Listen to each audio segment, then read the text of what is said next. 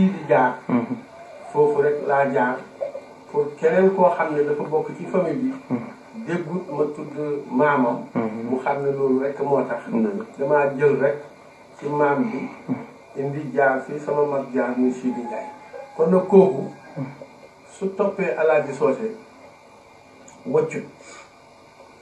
sànniwut li muy def beneen bi mooy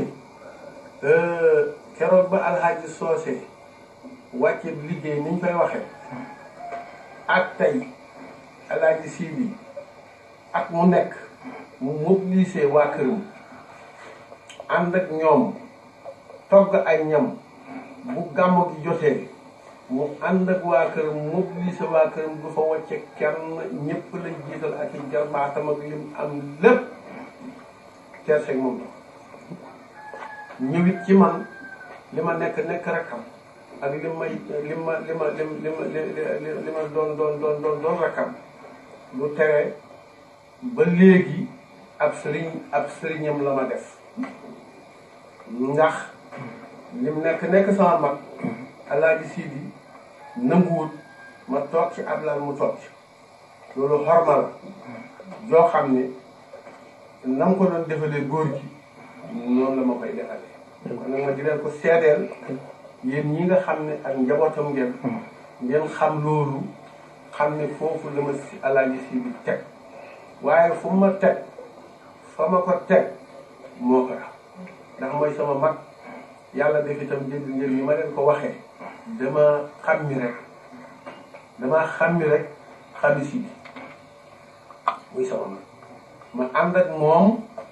nu bokk topp góor gi Dokhoba gii bëri na gannaaw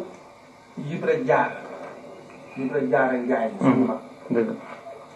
ak Daam Fat Sarr ñii ñaar ñooy magi Alaaji Sidi ñooy samay mag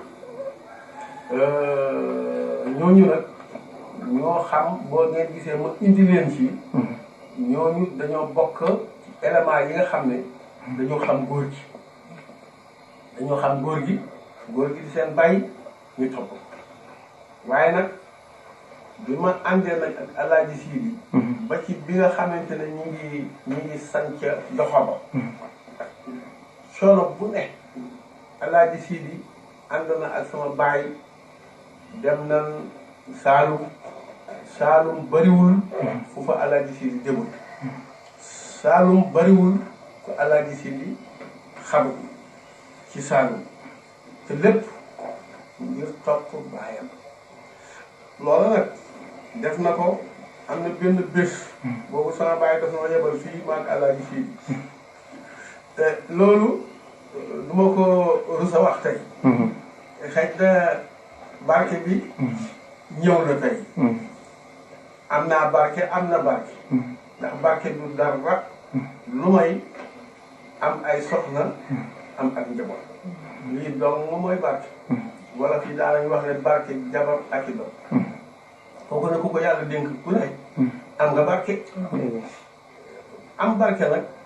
ak bëri xaalis du benn xaalis moom